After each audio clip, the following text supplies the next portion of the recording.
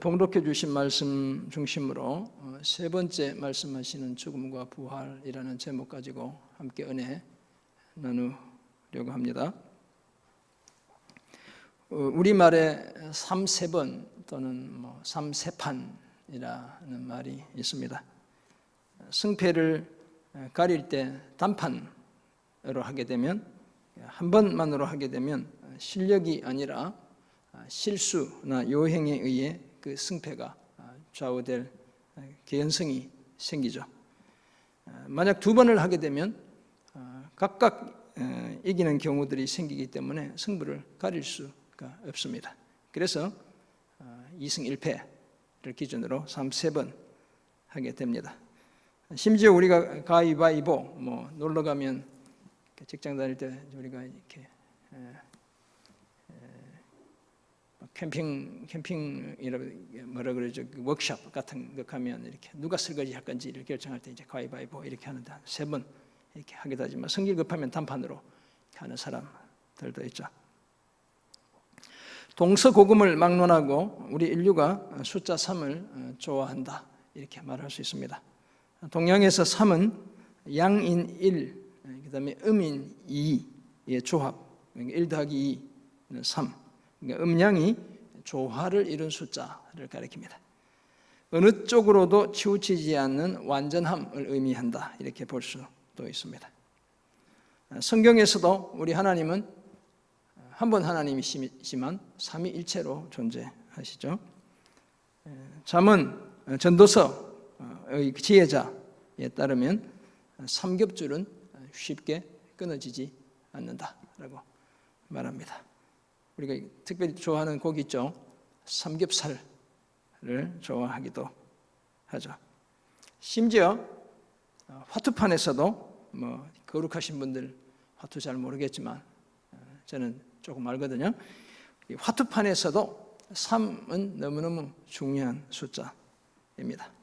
3점을 먼저 놔야 고를 할지 스톱을 할지 권리를 가지게 되죠. 단을 하면 3점으로 인정받게 되는 겁니다. 그런데 오늘 본문이 직접 말씀하고 있지 않지만 숫자 3과 무척 연관이 많습니다. 왜냐하면 예수님이 세 번째로 자신의 죽음과 부활을 말씀하고 계시기 때문이에요. 이 세 번째라는 것은 엄청 중요한 의미를 가지고 있다 이렇게 볼 수 있겠습니다. 2000년 지금으로부터 딱 20년 제가 이제 설교 준비하면서 보니까 그때가 2000년이었고 원래가 2020년이니까 20년이더라고요.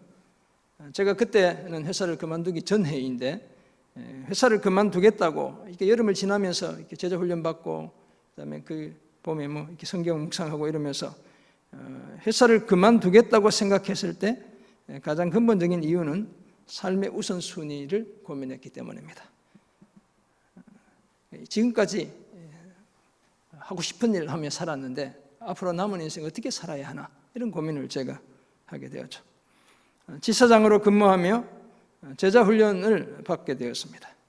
그리고 오대원 목사님, 그 한국 YM 예수전도단 창립하신 그 목사님이 특별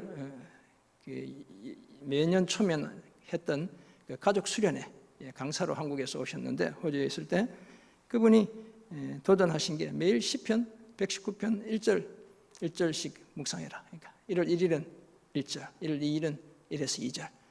그렇게 해서 하면 6개월 동안 하면 다 묵상할 수 있다.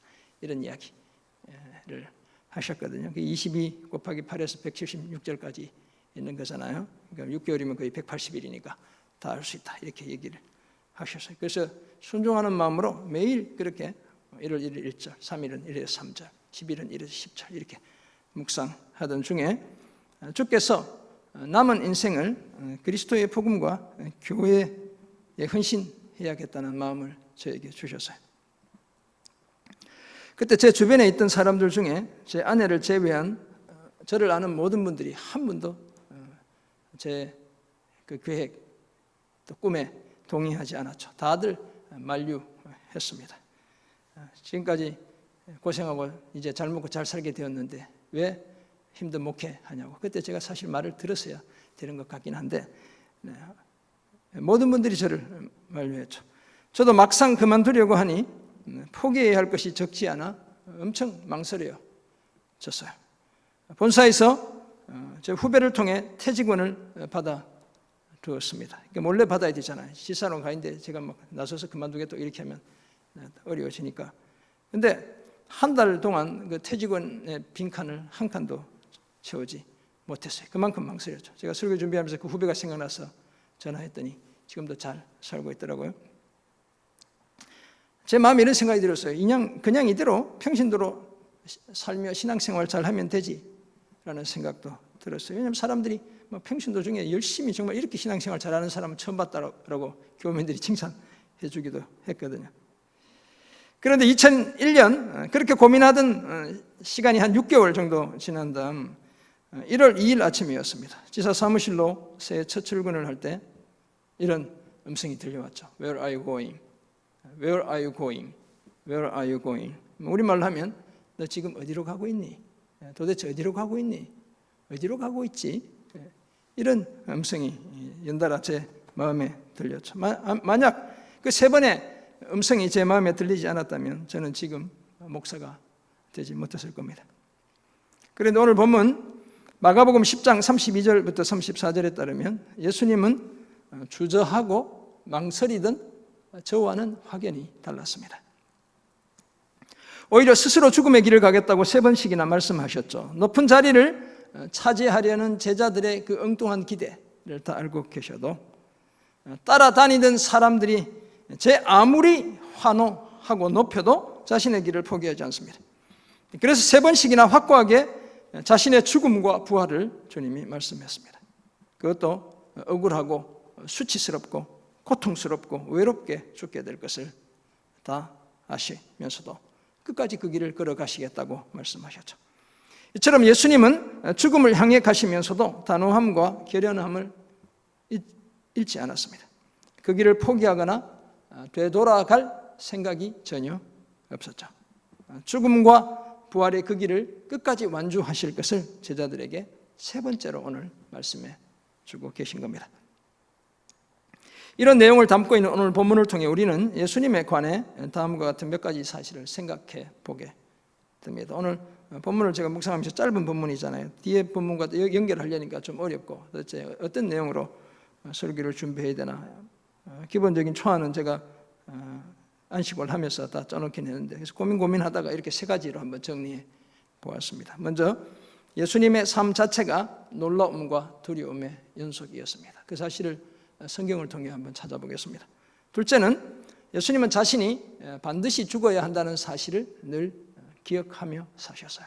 그 사실을 함께 생각해보고 끝으로 예수님은 자신이 다시 살아날 것을 확실하게 약속해 주셨습니다. 성경이 이 내용을 말씀하고 있는지 우리가 함께 생각하고 은혜 받고 도전받기 원합니다.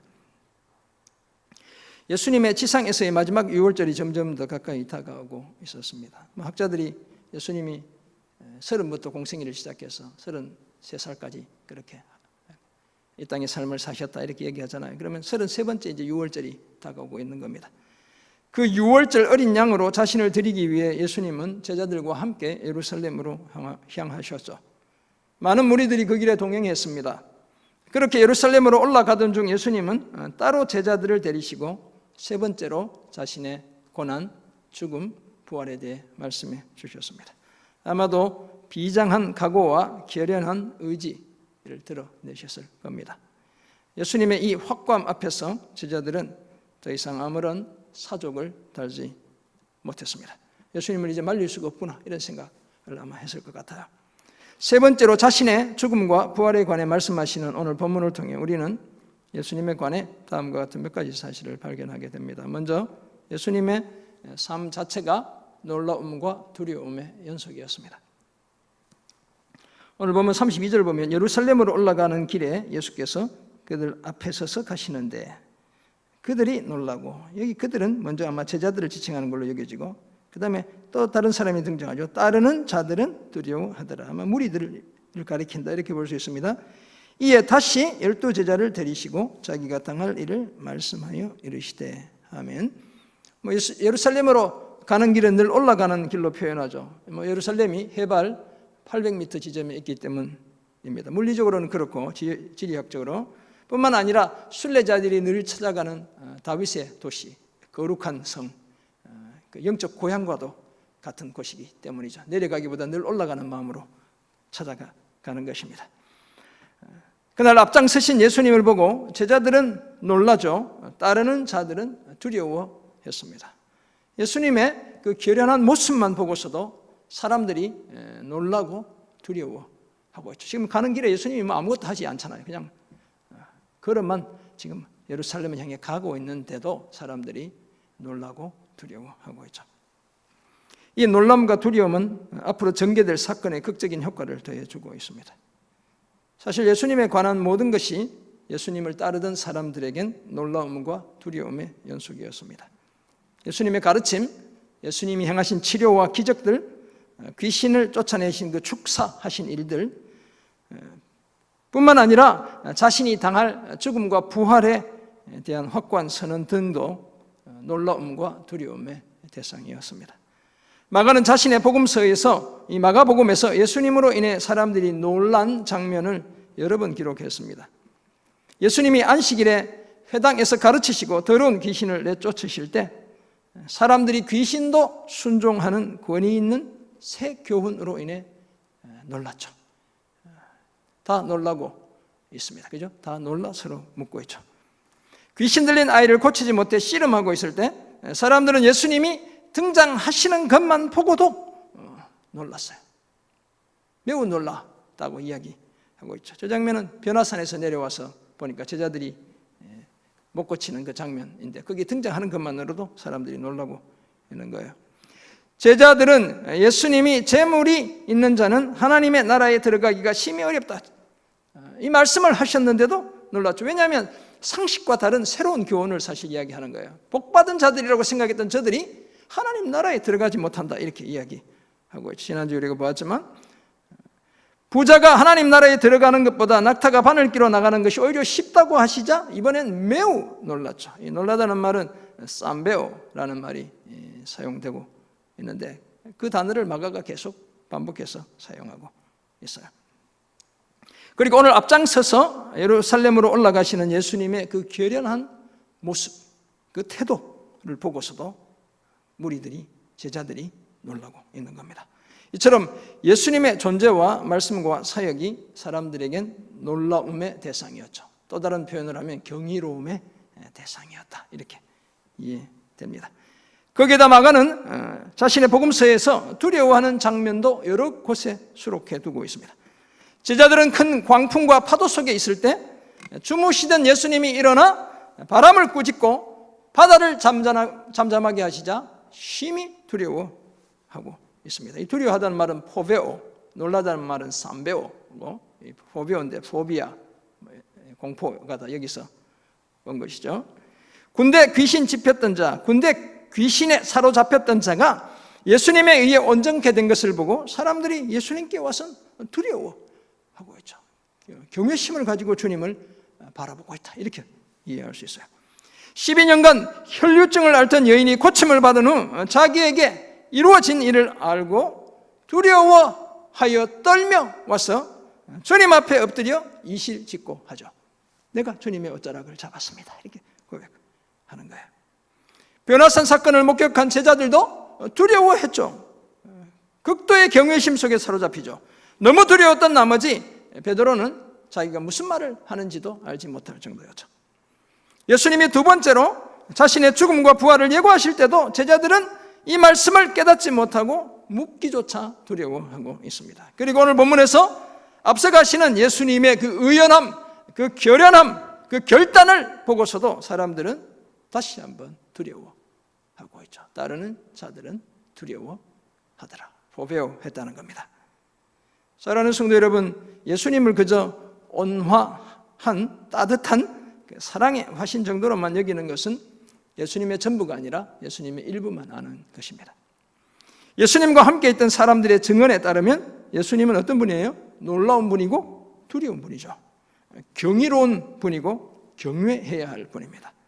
말씀의 권세가 세상의 그 어떤 사람과도 다른 분이죠. 그 행하시는 일은 타의 추정을 불허하시는 그런 분입니다. 하나님의 아들이시죠. 세상을 창조하신 말씀이시고 사도 요한에 따르면 하나님 바로 그분이기도 합니다. 하나님의 성품을 가졌고 그 능력엔 전혀 제한이 없는 그런 분이시죠.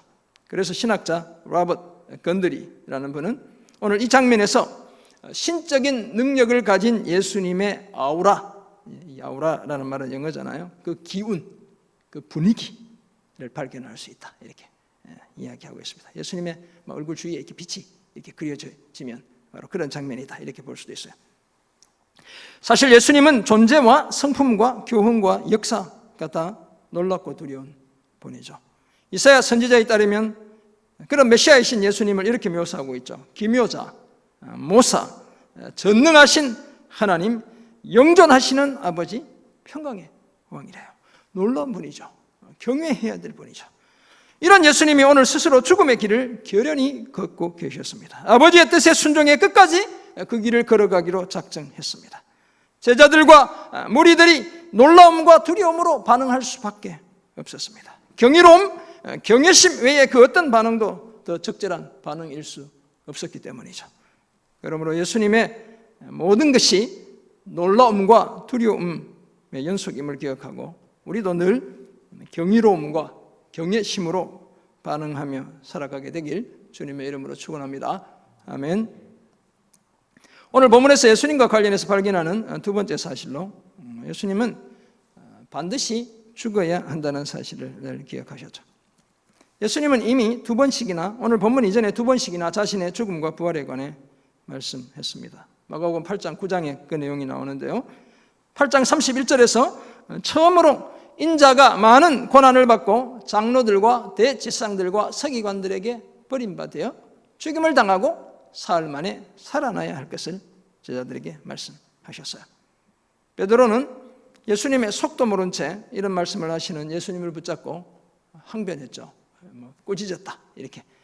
예수님 그러면 안 됩니다, 조심하세요, 이렇게 얘기한 거예요. 그러자 예수님이 그런 베드로를 뭐라고 그래요? 사탄아, 내 뒤로 물러가라, 이렇게 얘기하셨죠.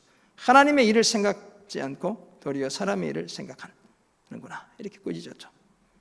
제가 설교하면 그런 생각이 들어요. 저 같으면 아이고 베드로야 고맙다, 그래 내가 다시 한번 생각해 볼게, 이렇게 얘기했을 것 같은데 우리 주님은 이 사탄아 물러가라, 네가 사람의 일을 생각하는구나, 이렇게 이야기하신 거예요.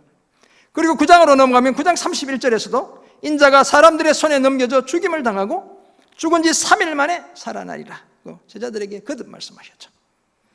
이것으로도 부족하다고 생각하셨던지 예수님은 10장인 오늘 본문에 와서 세 번째로 자신의 죽음과 부활을 구체적으로 예고하고 계시죠. 이 세 번째 예고는 십자가로 향하시는 예수님의 순환의 그 고난의 모든 과정까지 그 요소들을 총망라하고 있기도 해요. 32절을 다시 한번 보면 앞장서서 예루살렘으로 올라가시는 예수님을 보며 사람들이 놀라고 두려워했죠. 제자들은 놀라고 사람들은 두려워하는데, 그러자 그때 예수님이 다시 12 제자를 따로 데리시고 자신이 당할 일을 말씀해 주셨다고 이야기하고 계셔요. 마가가 좀 강조하는 요소들이 있죠. 따로 데리고 가셨다는 거예요. 왜냐하면 사람들한테 또 얘기하면 그 사람들도 베드로처럼 주님 붙잡고 주님 이제 나라를 세울 때가 다 됐는데 이게 무슨 말입니까? 안 됩니다, 이렇게 할까 봐 제자들만 데리고 와서 다시 한번 그 얘기를 하시는 거죠. 그 말씀하신 구체적인 내용이 오늘 본문 33절 4절에 기록되어 있습니다. 33절 말씀 보면 보라, 우리가 예루살렘에 올라가노니 인자가 대제사장들과 서기관들에게 넘겨짐에 그들이 죽이기로 결의하고 이방인들에게 넘겨주겠고, 그다음에 34절 그들은 능욕하며 침뱉으며 채찍질하고 죽일 것이나 그는 3일 만에 살아나리라 하시니라. 아멘. 인자이신 예수님이 자신의 순환과 죽음과 부활을 다시 예고하시죠. 장차 다시 자신이 당할 일을 이렇게 상세하게 예고할 수 있다는 것은 예수님이 놀라운 분이고 두려운 분이기 때문에 그렇죠. 전능하신 분이고 전지하신 분이기 때문이죠. 무엇이든 할 수 있고 모든 것을 다 아시는 분이기 때문에 자신이 어떤 죽음으로 죽게 될지를 이미 다 예고하고 계신 것이죠. 예수님의 말씀처럼 이제 예루살렘에 올라가면 인자이신 자신이 대제사장들과 서기관들에게 넘겨지게 됩니다. 이제 마가복음 뒤로 가면 이제 그런 내용들이 계속 전개되죠. 그리고 15장에 이르면 빌라도 이방인에게 넘겨지죠. 능력과 조롱을 받습니다. 침뱉음을 당합니다. 채찍에 맞게 되고 마침내 십자가에서 죽게 되죠. 그런데 굳이 왜 이렇게까지 기필코 하셔야만 했을까요? 왜 고난과 죽음의 길을 끝까지 걸어가셔야 했을까요? 왜 이렇게 주님은 자신이 죽는다고, 죽어야만 한다고 이렇게 반복해서 말씀하셔야 했을까요? 그 이유를 이사야 선지자는 이렇게 말하고 있습니다. 그가 찔림은 우리의 허물 때문이요, 그가 상함은 우리의 죄악 때문이라. 그가 징계를 받음으로 우리는 평화를 누리고 그가 채찍에 맞음으로 우리는 나음을 받았도다. 무슨 얘기입니까? 그 이유가 뭡니까? 왜 십자가 길을 가셔야 했죠? 하나님께서 죄인된 저와 여러분을 너무나 사랑하셨기 때문이죠. 우리를 사랑하신 나머지 우리 모두의 죄악을 예수님에게 다 담당시키셔야 했습니다.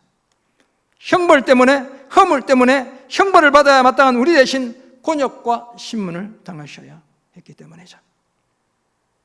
히브리서 저자는 히브리서 9장에서 이렇게 얘기하죠. 아버지 하나님의 뜻에 따라 자기를 단번에 제물로 드려 우리의 죄를 없이 하셔야 했다고 기록하고 있죠. 예수님의 수제자 베드로는 베드로전서 2장 24절에서 친히 나무에 달려 그 몸으로 우리의 죄를 대신 담당하셔야 했기 때문이다 라고 적고 있습니다. 그런 예수님을 두고 세례요한은 진작부터 보라, 세상 죄를 쥐고 가는 하나님의 어린 양이로다 라고 말했죠. 예수님이 어떤 죽음으로 죽게 될 것을 예수님을 만나는 그 순간 이미 세례요한이 내다보고 있는 겁니다. 사도 요한은 그런 하나님의 사랑을 요한복음 3장 16절에서 우리에게 전해주고 있죠. 하나님이 세상을 이처럼 사랑하셔서 독생자를 주셨다는 겁니다. 사랑하는 성도 여러분, 이런 이유로 인해 예수님은 능력과 침뱉음과 채찍질과 십자가의 죽음까지도 다 감당하셨습니다. 머리에 가시관을 쓰셨고 손과 발은 못에 박혔죠. 옆구리는 창에 찔렸습니다.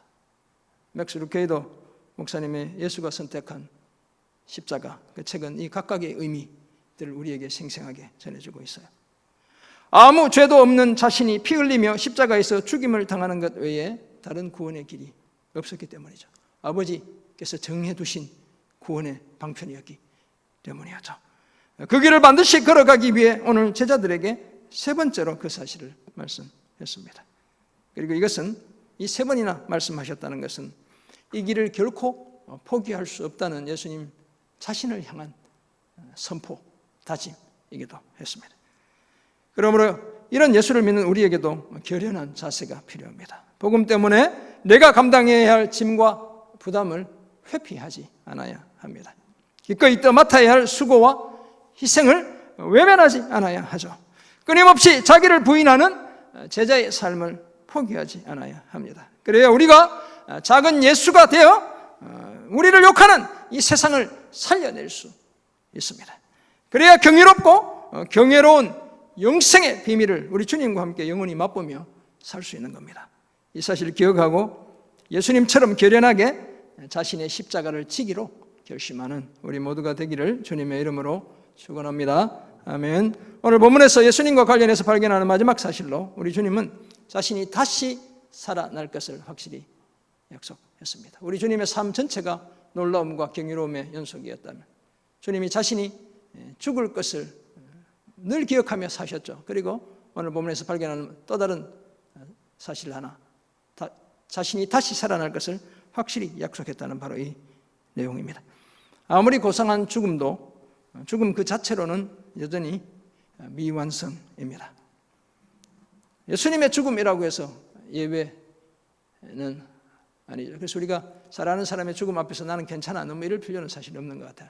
같이 울어주고 아파하고 위로하고 격려하고 이렇게 아픔을, 슬픔을, 상실감을 나누는 게 필요하죠. 만약 부활이 없었다면 예수님이 대속의 죽임을 당하긴 하셨지만 그것뿐이죠. 죽음이 끝이라면 우리 기독교는 가짜입니다. 복음도 가짜예요. 예수님의 죽음이 거기서 끝났다면 그냥 사망의 권세, 죄의 권세가 그만큼 크다는 것만 보여주는 증거일 뿐인 거죠. 죽음 그 자체로는 진정한 회복이 아닙니다. 영생을 보장하지 못하죠. 죽음으로 죽음을 이겨야 하죠. 새로운 생명을 창조할 때 비로소 하나님이 기대하시는 죽음의 역할을 다 해내는 겁니다.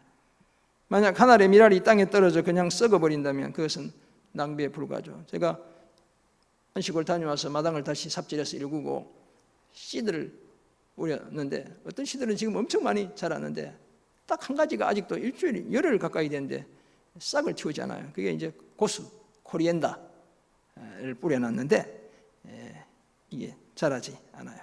이게 안에서 계속 썩고 있다면 3,000원이나 주고 저희 아내가 그 씨를 사왔다는데 3,000원 그냥 땅에 묻는 거예요. 그냥. 그죠? 만약 한 알의 밀알이 땅에 떨어져 그냥 썩어버린다면 그 고수 씨앗이 그냥 썩어버린다면 그것은 3,000원 날린 거예요. 낭비한 것이죠. 자신의 씨앗으로서의 자신의 소임을 다하지 못한 겁니다. 썩어 생명을 싹 틔울 때 비로소 죽음을 이기는 죽음이 되는 겁니다. 다행히도 예수님은 자신의 죽음과 더불어 죽음을 이기는 자신의 부활까지도 3번이나 똑같이 말씀하셨죠. 사실 이 말씀, 이 약속은 참 어려운 것이죠. 반드시 죽음을 이기고 다시 살아날 것을 확실히 약속하신 것이죠. 왜냐하면 이 약속이 어려운 건, 죽는 건 내가 늙어서 이제 아들아, 아빠가 늙어서 이제 내일 모레는 아마 하나님이 데려가실 거야. 이러면 정말 데려가실 수 있잖아요. 근데 아들아, 그런데 아빠가 내일 모레 죽고 나서 3일 뒤에 살아날 거야. 이건 약속할 수 없는 거죠. 죽는 건 쉽게 약속할 수 있어도 살아날 건 약속하지 못하는 거야. 그런데 주님은 3번이나 그것을 약속하고 계신 거예요. 엄청난 약속이죠. 확실하게 살아난다는 약속이었죠. 더구나 이 부활은 부활의 첫 열매, 곧 잠자는 자들의 첫 열매이죠. 우리가 예수님의 죽음을 슬퍼하면서도 외람되게도 속으로 기뻐하고 감사할 수 있는 이유가 여기 있어요. 제가 설교 준비하면서 그런 생각이 들었어요. 주님 참 슬프긴 한데 정말 감사하네요. 이런 생각이 들더라고요. 왜요? 예수님의 부활 때문에 우리의 부활이 약속되어 있기 때문에 그런 거죠. 오늘 찌질하게 사는 것, 이게 우리 삶의 전부가 아니라는 거예요. 화려하고 영광스럽게 사는 그날이 보장되어 있다는 거예요. 오늘 보면 34절입니다. 그들은 능력하며 침뱉으며 채찍질하고 죽일 것이나 그는 3일 만에 살아나리라. 인자이신 자신이 3일 만에 살아나겠다고 말씀하시죠. 예수님의 죽음이 우리의 죄의 짐을 벗겨낸 사건이라면 예수님의 부활은 새로운 삶의 문을 연 사건이죠. 이 부활은 하나님의 구원 계획, 하나님의 구속 사역이 완성되었음을 선언하는 그 선언, 증표와도 같은 겁니다. 우리가 이전과는 확연히 다른 삶을 살 수 있게 된 근거와 동기이기도 합니다. 그리고 이 부활은 오늘 우리 각자의 삶에서 그 부활의 능력을 경험하게 하는 부활인 거예요. 뿐만 아니라 주님 재림 시에 우리 몸에 영광스러운 부활까지 약속해 주고 있습니다. 그래서 시인은 시편 16편 10절에서 이렇게 고백합니다. 이 메시아시라고 이야기하는 시편인데요. 이는 주께서 내 영혼을 스올에 버리지 아니하시며 주의 거룩한 자를 멸망시키지 않으실 것이매니이다. 이제 내 영혼, 거룩한 자, 이게 이제 평행법이니까 같은 대상이잖아요. 메시아이신 자신을 스올에, 자신의 영혼을 스올에 버리지 않고 주의 거룩한 자 멸망시키지 않는다. 이렇게 같은 내용을 반복해서 강조하고 있죠. 바울은 사도행전에서 이 시편을 인용하며 주의 거룩한 자로 썩음을 당하지 않게 하시리라 하셨다. 예수님을 지칭하고 지금 이 얘기를 바울이 하는 거예요. 그죠? 예수님은 바울에 따르면 성경대로 우리 죄를 위하여 죽으셨고 장사 지낸 바 되셨다가 성경대로 사흘 만에 다시 살아나셨다고 말씀해요. 그렇다면 주님이 자신의 영혼을 스올에 버려두지 않았을 뿐만 아니라 우리도 그런 스올 같은 그 자리에 버려두지 않겠다는 확실한 약속이기도 해요. 이처럼 예수님의 순환과 죽음과 부활은 성경이 예고하던 바였습니다. 오늘 예수님은 성경대로 결연히 그 길을 걸어가셨고 죽음의 문을 지나 반드시 다시 살아날 것을 확실히 약속해 주셨습니다. 자신의 부활을 통해 죄와 사망의 권세를 완전히 제압할 것을 약속해 주셨죠. 사랑하는 성도 여러분, 이것이 예수를 믿는 저와 여러분이 가진 확신입니다. 우리는 세례를 통해 예수님의 죽음에 연합했고 예수님의 부활에도 연합한 자들입니다. 따라서 이제 우리는 죄에 대하여는 죽은 자들이고 하나님께 대해 의에 대해 살아있는 자들입니다. 그 근거가 뭐예요? 예수님의 부활이 사망을 이기고 삼켰기 때문에 그렇습니다. 그러므로 이제 우리는 사망을 향해, 죽음을 향해 사망아 너의 승리가 어디 있느냐, 사망아 네가 쏘는 것이 어디 있느냐라고 외칠 수 있겠죠. 사망을 우습게 볼 수 있다는 거예요. 거기다 우리 주 예수 그리스도로 말미암아 하나님께서 우리에게도 확실한 승리를 주셨다는 사실을 분명히 믿게 됩니다. 그러므로 오늘 삶이 아무리 힘들어도 너무 우울해하지 않아야 합니다. 코로나 블루 때문에 다들 좀 우울하잖아요. 저도 이번 주 사실 조금 우울하긴 했어요. 그러긴 한데 너무 우울하지 않아야 돼요. 말씀이 우리를 위로하고 있잖아요. 오히려 견실하고 흔들리지 말고 항상 주의 일에 더욱 힘쓰는 자들이 되어야 할 줄 믿습니다. 왜냐하면 우리 수고가 주 안에서 헛되지 않을 줄을 예수님의 부활이 보증하고 있기 때문에 그렇습니다. 이 확신 가지고 주님 부활의 능력을 날마다의 삶 속에서 경험해야 됩니다. 예수님은 이런 복을 주시기 위해 그저 먼 미래에 그냥 우리를 다시 살리기 위해 이 길을 가신 것이 아니라 오늘 우리 삶에서 부활의 능력을 경험하는 것부터 복 주시기 위해 십자가의 길, 죽음의 길로 가신 것이죠. 거기다 부활을 약속해 주셨고 실제로 성경대로 다시 살아나셨습니다. 그리고 그 약속대로 반드시 다시 오실 줄 믿는 겁니다.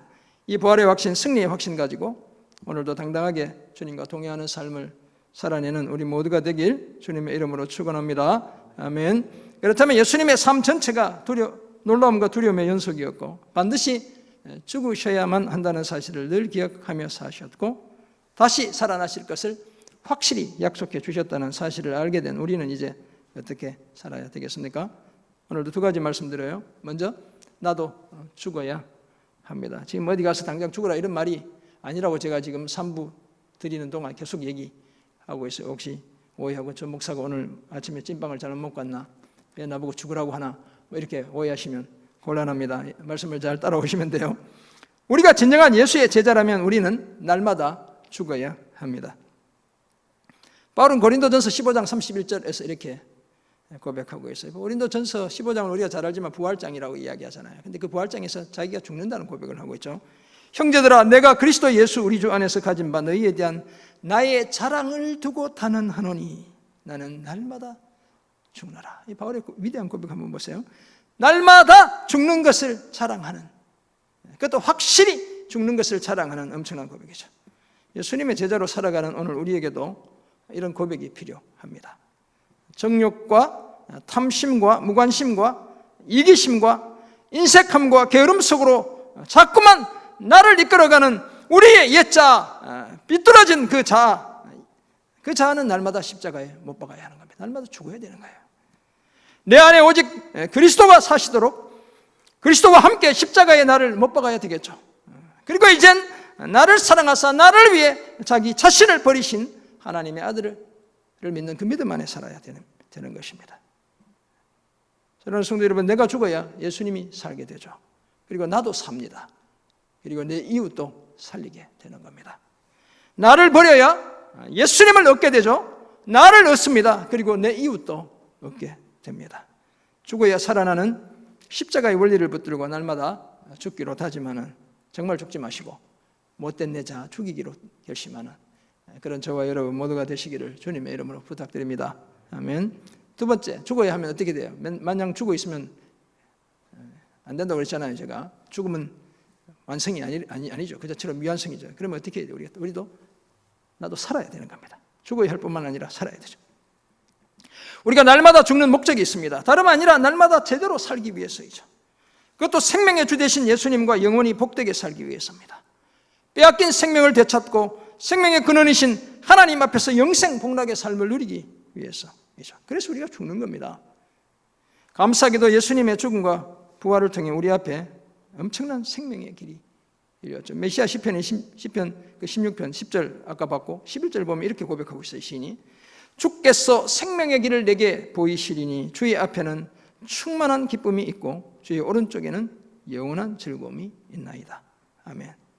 네, 2부 예배 때 제가 말씀드렸는데 김초환 목사님은 아버님이 진짜 이름 너무너무 멋지게 잘 지었어요. 우리 성경 읽다 보면 그냥 이름을 여러 번 언급하게 되는 이름이죠. 충만한 기쁨이 있고 주의 오른쪽엔 영원한 즐거움이 있나이다. 주님의 부활을 통해 누리게 될 생명과 기쁨과 즐거움을 노래하고 있어요. 그렇다면 우리는 이제 이 생명의 길을 따라가며 제대로 살아야겠죠. 그러기 위해 옛사람은 벗어버리고 새 사람을 입어야 합니다.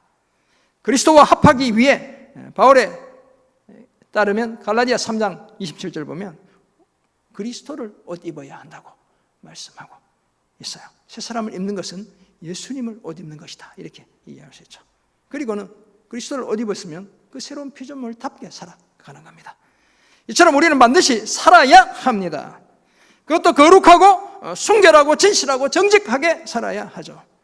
뿐만 아니라 한 걸음 더 나아가 진심으로 사랑하며 섬기며 살아야 합니다.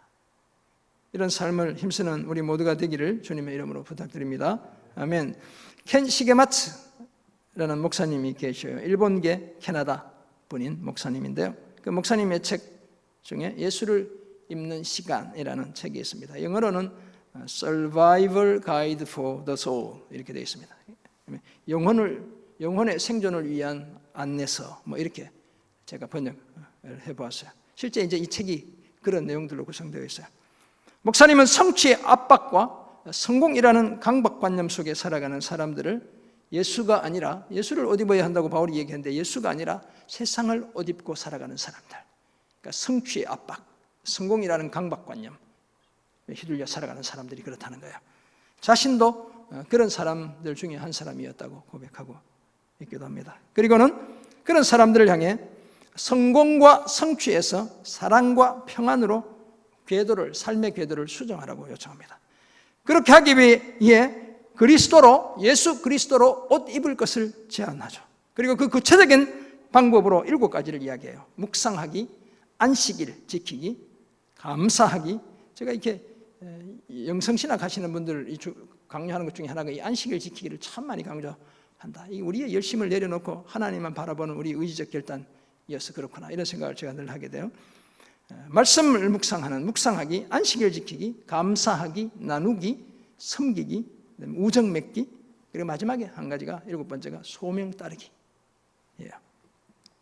그 마지막인 소명 따르기에서 예수님을 모델로 제시하며 요한복음 17장 4절을 인용하고 있습니다. 이 내용이죠. 아버지께서 내게 하라고 주신 일을 내가 이루어 아버지를 이 세상에서 영화롭게 하였사오니. 대제사장의 기도 중에 예수님이 직접 하시는 그 기도의 내용이잖아요. 아버지께서 아들 예수님에게 하라고 주신 일, 곧 소명이 뭡니까? 오늘 본문에서 이야기하는 고난당하고 죽고 부활하는 바로 이것이죠. 아들은 끝까지 아버지의 뜻과 목적에 순종하기 위해 3번이나 반복해서 제자들에게 자신의 죽음과 부활에 관해 말씀했습니다. 마침내 자신의 소명을 완성하셨고 사람들을 성취, 이 압박과 성공의 그 강박관념에서 벗어나 사랑과 평안의 길에 들어설 수 있게 해 주신 거예요. 사랑하는 성도 여러분, 이런 예수님이야말로 온 세상이 깜짝 놀라고 두려워해야 할 유일한 분이시죠. 항상 경이롭게 바라보아야 하고 경외해야 할 분입니다. 그 예수님은 이 땅을 사시며 자신이 반드시 죽어야 한다는 사실을 늘 기억했죠. 늘 자신의 이 소명에 붙들려 사셨습니다. 뿐만 아니라 자신이 다시 살아날 것을 확실히 약속하셨죠. 모든 사람들의 가슴에 참 소망을 심어주시며 사신 거예요. 그리고 이 땅을 떠나시며 다시 오실 것도 분명하게 약속해 주셨습니다. 그런 예수님을 따라 우리도 날마다 죽고 날마다 다시 살아나야 할 줄 믿습니다. 끝까지 순종함으로 우리도 영혼 구원의 사명을 성취해야 될 줄 믿습니다. 예수를 옷 입고 우리 자신은 물론 세상 또한 성취의 압박과 성공이라는 그 강박관념에서 벗어나 사랑과 평안의 길에 들어서게 해야 될 줄 믿습니다. 이런 복된 삶을 기쁨으로 살아내는 저와 여러분 모두가 되시기를 주님의 이름으로 축원합니다. 아멘. 기도하겠습니다. 하나님 아버지, 주신 은혜의 말씀을 기억합니다. 언제나 주님 생각할 때마다 놀랍고 두려움으로 주님 바라보는 경이롭고 경외심 가지고 주님 바라보는 저희들 되게 도와 주옵소서. 이 땅을 사시며 우리를 위해 늘 죽으셔야만 했다는 사실을 기억하며 사셨다는 그 주님의 그 소중한 헌신적인 희생적인 모습 잊지 않게 도와주시고 다시 살아나실 것을 약속해 주셨고 다시 살아나셨고 다시 오실 것을 약속하신 그 소망의 주님 기억하고 주님 믿음으로 승리하는 삶을 넉넉히 감당해내는 저희들 다 되게 도와 주옵소서. 그 어떤 삶의 형편 속에서도 이 약속들 붙들고 주님 이 땅에 그 첩한 삶을 넉넉히 감당해낼 수 있도록 날마다 우리를 도와 주옵소서. 감사드리며 예수님의 이름으로 기도드립니다. 아멘.